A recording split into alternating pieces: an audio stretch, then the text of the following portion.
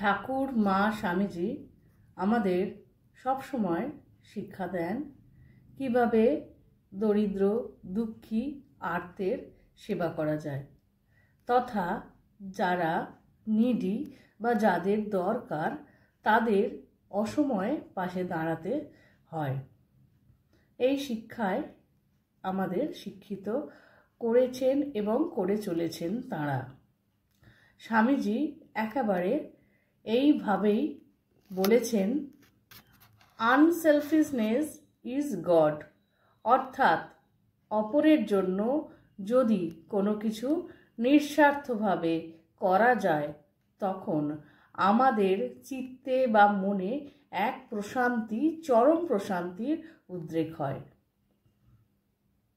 এখনকারের যন্ত্রচালিত বিজ্ঞানে উন্নত মানুষ ভাবে কিসের জন্য আমরা অন্যের জন্য করব, আমাদের তাতে লাভ কত হবে, এইসব ভেবেই আমরা যাই আটকে।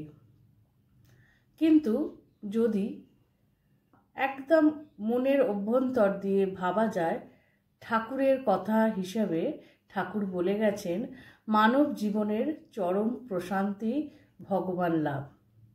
ভগবান লাভ বলে কি সশরীরে ভগবান আমাদের সামনে আসবে? না, স্বামীজি শিখিয়েছেন কিভাবে মানুষের মধ্যেই আমরা ভগবান পেতে পারি।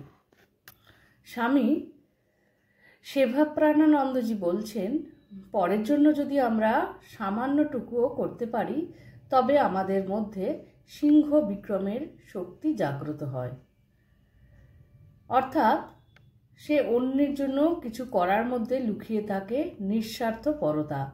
এই নিঃস্বার্থপর হতে পারি তখন আমাদের অন্তরে বা চিত্তে এক শান্তির বাতাবরণ বা ওয়েদার বা আবহাওয়ার সৃষ্টি হয়, যেটা আমাদের মনকে, শরীরকে এবং মাথাকে ভীষণ পজিটিভ ভাইবস বা পজিটিভ থিঙ্কিংয়ে সাহায্য করে।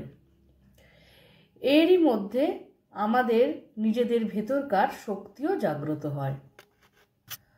অপরের জন্য বা অন্যের জন্য কিছু করা মানে তার প্রয়োজনে নিজেকে বা নিজেদেরকে লাগানো। সেটি কিছু দিয়ে হতে পারে বা নিজে সশরীরে সেখানে উপস্থিত থেকেও হতে পারে। সেখানে আমাদের দরকার শুদ্ধ মন, এবং এই কারোর জন্য করাতে আমাদের এক আলাদা প্রশান্তি আসে, এটাই আমাদের লাভ হয়। তাই ঈশ্বরকে পেতে হলে বা তাঁর কাছে যেতে হলে নিঃস্বার্থতাই চরম একটি শক্তি। এই যে কোনো কাজ আমরা যখনই নিঃস্বার্থভাবে করে যাই তখন আমরা এক পা দুপা করে এগিয়ে যাই তাঁরই দিকে।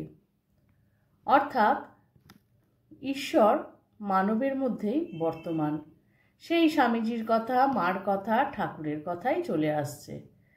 আমাদের উচিত সেগুলোকে আমাদের প্রাত্যহিক জীবনে একটু একটু করে কাজে লাগানো। প্রথমে গণ্ডিটা যদিও ছোট, আস্তে আস্তে আমরা আমাদের বাড়ির সকলকে এই শিক্ষায় যদি শিক্ষিত করতে পারি, 2 জন থেকে 4 জন, 4 জন থেকে 8 জন, এইভাবে এই ঠাকুরের ভালোবাসা তো সংক্রামকেরই এক নাম, তাই না? শ্রী ঠাকুর মানেই চরম সংক্রামক এক ভালোবাসা। ছোট্ট ভিডিওটি আশা করি ভালো লেগেছে। ভালো লাগলে সঙ্গে থাকবেন। শ্রী ঠাকুর, মা, স্বামীজি, আমার গুরু মহারাজ এবং অন্যান্য মহারাজদের শ্রীচরণে শত কোটি প্রণাম জানিয়ে আজকের ভিডিওটি শেষ করছি।